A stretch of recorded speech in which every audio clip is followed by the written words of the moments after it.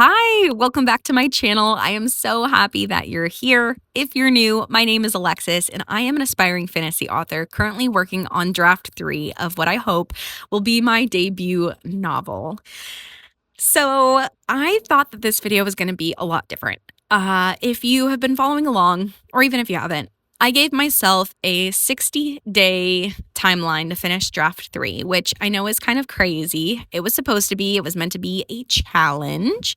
It was also meant to really stretch me as well as prevent me from procrastinating my third draft because I don't know, I just kind of thought there's a good chance I might procrastinate it. However, I failed. And I literally hate having to say that, but I ended up intentionally quitting the goal about 47, 45, doesn't matter. Within the 40-day range, I ended up quitting the goal because it was actually keeping me from writing my book. Life happened, kids happened, all the things. I started missing my daily goals, and then the word count started stacking up, and it just felt like something I couldn't get ahead of again. And so I ended up like avoiding my draft, not even wanting to think about it, not wanting to talk about it. And I realized this goal isn't serving me anymore. Actually, I didn't realize that. I was venting to my friend Drew, and my friend Drew was like, "You set the goal, you can change the goal." And I was like, "Oh, yeah, I guess you're right. I can do that." But I have a really hard time doing that sort of thing. When I say I'm going to do something, I want to see it through. And this was one of those things where I had to really put my ego to the side and say, this isn't benefiting the story anymore. So we need to change things up. So I quit. I failed. And it honestly was really good. It's been really good for me. It's been really good for my draft. I have not written more. I have not made more progress on my draft since then. It's been a couple of weeks. Let me rephrase that. I haven't made progress in the sense of so I wrote half my draft in those 40-something days. I have not continued writing because I've gone back to start revising. And this is not something that I normally recommend doing at all. Not that I'm an expert, but I've just learned so much from other writers, and everyone says see your draft through start to finish. And I took that to heart and I was like, yes, okay, I will be a student of the craft. I understand why this is recommended, etc. But what ended up happening is because I wrote so much in such a short amount of time, when I went back to look at my earlier chapters to then share them with my writing partner, I realized the things that I had learned about writing in close third were not being applied in some of these earlier chapters. Like I would fall into more of a narratory voice, or there's just more detail, more atmosphere, more basically everything that I could add. And again, I definitely could have just gone through to the end and then come back and revised, but it just didn't feel good to me to say I can see these issues and still send them to my writing partner, for her to then basically mention them to me. So then I have to be like, yes, I already know about them, but, and so I'm still struggling with this. I have been procrastinating because part of me feels like I need to just keep going and sort of follow the recommendation of seeing your draft through start to finish. And then the other part of me is like, no, just keep revising, revise up to where you last wrote, and then just keep writing. Because on the flip side of all of that as well, I have realized that there are a lot of questions that I needed to take the time to answer. For example, my magic system. The magic in my book, it's kind of interesting. It's very, very important to my main character, even though there's not really a lot of magic in her world. It still is a major point of conflict for her. It's a huge part of her character arc. It's a huge part of the found family angle in my book. And so I really needed to figure out the answers to the questions that I had about it, right? And so I've taken the last couple of weeks and I've done that. I've been working on a map for my book, which, yes, is partially procrastination, but it's also super helpful because there is some travel in my book. And so being able to have a visual and see, like, okay, this is where they're at. Yes, this timeline does make sense. Like, it's these little kind of logistical things that are very important, but I have not prioritized up to this point. I wrote draft one, and then I rewrote my book from scratch for draft two. And now for draft three, I'm rewriting from scratch again. And, you know, it's been a little less than 2 years, and I'm just realizing, like, okay, I have to iron out some of these details if I am going to come away with a draft that I can send to readers that makes sense. I really needed to know the background of my villain so I could understand his motivations and what's up with that. There's a lot of moving parts in my book, so I need to figure out, those details in the sense of, how it will then affect my main character, Eris. She's really tied up in a lot of things that she doesn't even know about yet. But I need to know about it, right? I need to know how these moving parts all fit together. And so this is where I've been struggling, because part of me is like, oh, I should just write draft three all the way through again, and then take a pause and take the time to sort of work on these world building details and logistical details. But on the flip side, I'm like, I really can't keep writing until I know. And I know I've said this already, but even going back to these earlier chapters to revise them, I'm recognizing without the answer to this, I cannot write this scene well, because I need to know the magic. I need to know what she's going to learn. I need to understand how the magic works and how she's even going to be taught, right?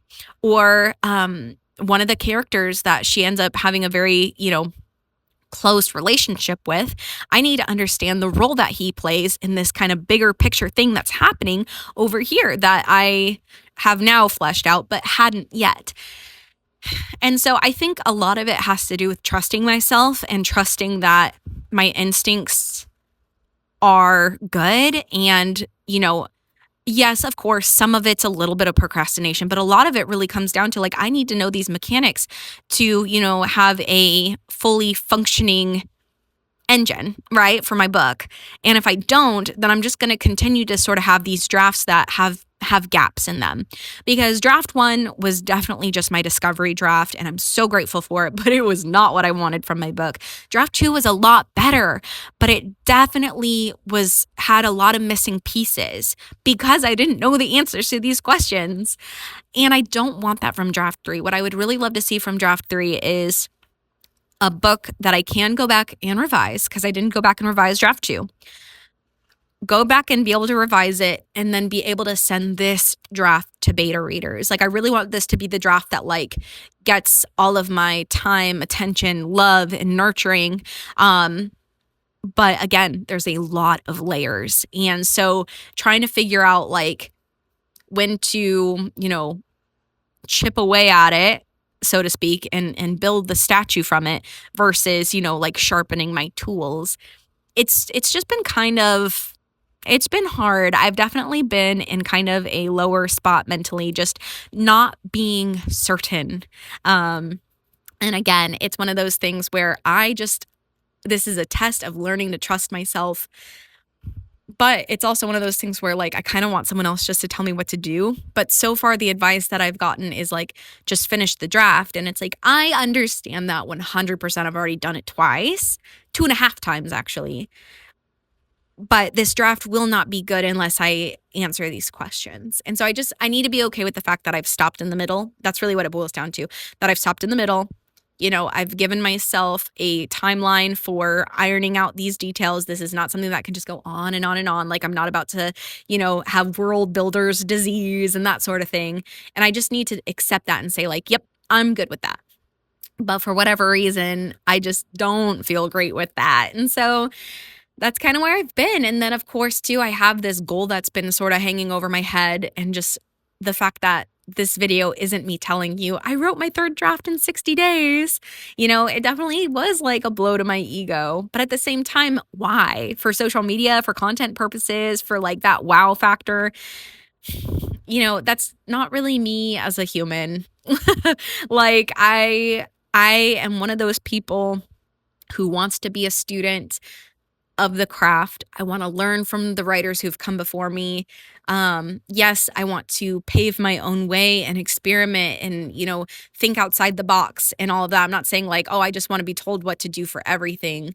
Um, but I'm also like, I guess what I'm trying to say is I'm also just not like a clickbait girly, like I'm not those people, which that's great for people who are like who want to do like kind of the crazy stuff and go after the crazy goals. Like there's nothing wrong with that. But I'm just realizing like I'm kind of like a slow and steady girly.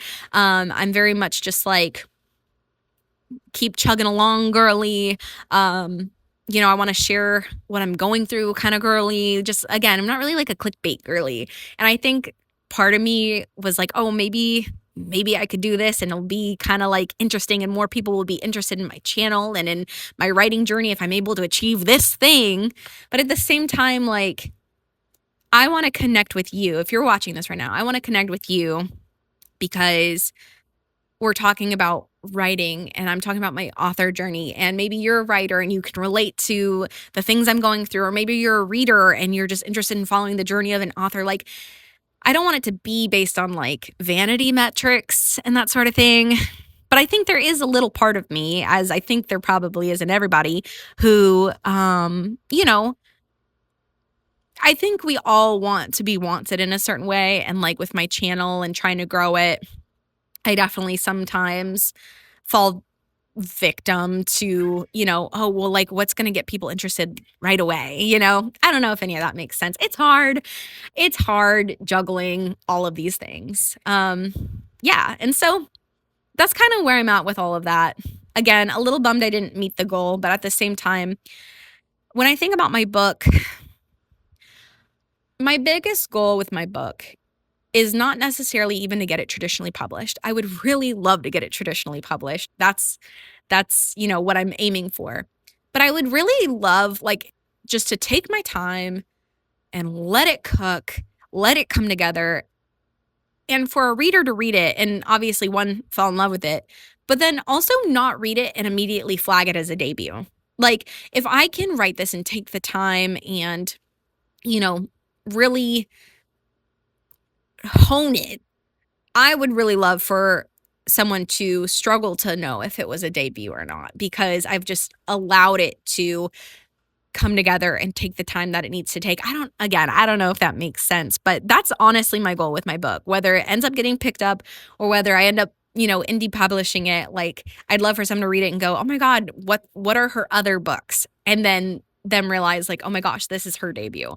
And so if that's my goal, then I really do need to be okay with these things taking time, as long as I'm not just twiddling my thumbs, which I'm not. I am working on a lot of background stuff that is important. It's not just history for the sake of history. It all directly, ties into what my main character is going through.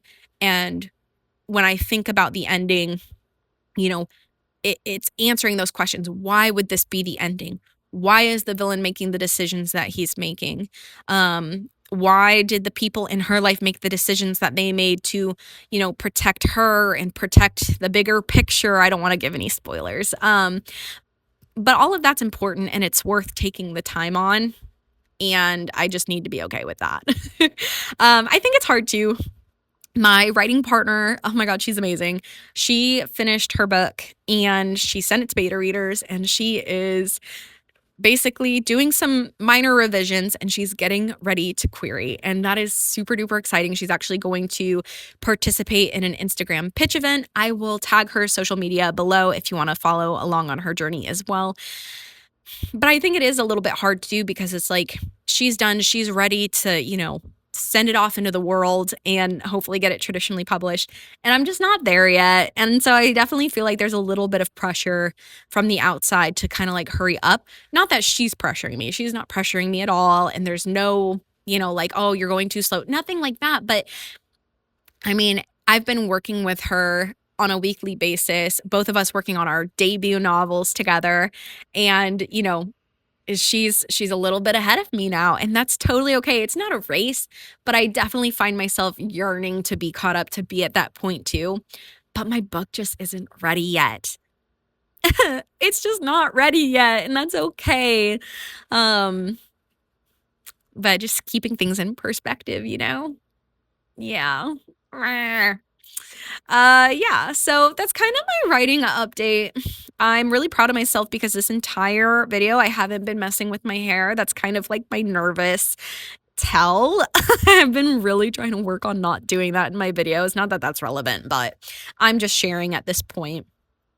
So, my plan going forward is I am finishing up this map. I'm using Ink Carnet. If you're not familiar with it, I'll tag it in the description below as well. It's really great for map making, just so I can have a visual understanding of my continent as well as the secondary continent that I need to know.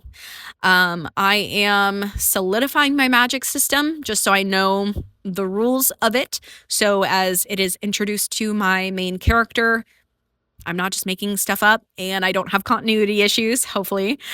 I am also working on understanding some of the background of the people who are involved with my main character, why they made the decisions they made so that she is in the position that she's in. That way I can have a better understanding of how she's going to react to this information once she finally gets it. Understand how it is affecting the bigger picture overall and what they thought that it would do. And also their reactions to certain things when information comes out. Like, I really need to know that because it's going to have a ripple effect on the ending and the climax and all of that. I don't know if I've shared this before. I believe Project Hourglass, that's what I refer to, that's my novel, that's what I refer to it as. I believe that it needs to be a duology. Obviously, when I query, I'll pitch it as a standalone. The ending really could make it a standalone. It's one of those things where, like, I think a lot of readers would be like, there better be a second book. But if I'm being honest in my query letter, it could be a standalone, but a duology would make it chef's kiss. And so I am trying to think about book 2 a little bit, not crazy, but really thinking through what the arc of that book will be after book 1, just so I, again, have a through line between these 2 novels. I don't know if you can tell, but I like to be prepared, especially after draft 1. It was a wonderful experience. I think I am just a discovery writer, and I love that. But now that I have a solid foundation, I want to be prepared going forward. I don't want to, put off all of these questions and then, my 2 books not fit seamlessly together, the story not quite make sense, readers be able to poke a bunch of holes in it. Again, I just really wanted to do my due diligence by this story. And so, yeah, that's what I'm working on. But anyway, I think that's pretty much it for my update. I am making progress. I am juggling having both of my kids home for the summer, which has been awesome, but it definitely has also been a struggle. My energy is not where I want it to be. I'm also trying to show some love to my small business, and I'm at the point now where I'm feeling like I just don't have the bandwidth to do all the things. And obviously, I really want to prioritize my book. Like, of course, I want to prioritize my kids, but I feel like that goes without saying. I really want to prioritize my book, but we also have some financial goals. So I'm like, I also need to prioritize my small business. And again, it's just kind of one of those, it's like a juggling game. And it's hard to know, which ball to catch, so to speak. But anyway, I won't go on and on. If you have made it this far through my video, thanks so much again for being here. I really appreciate it. I love sharing my journey. I've always been kind of an open book kind of girly, and I've wanted to have a YouTube channel since I was a little girl. And up until this point, I basically just had too much imposter syndrome to ever do anything about it. And so if you're taking the time to be here, thank you from the bottom of my heart. If you enjoyed this video, please consider liking and subscribing. As you know, that helps creators out, and it would let me know that you're hanging out for my journey, and I'd appreciate that. But anyway, until next time, bye.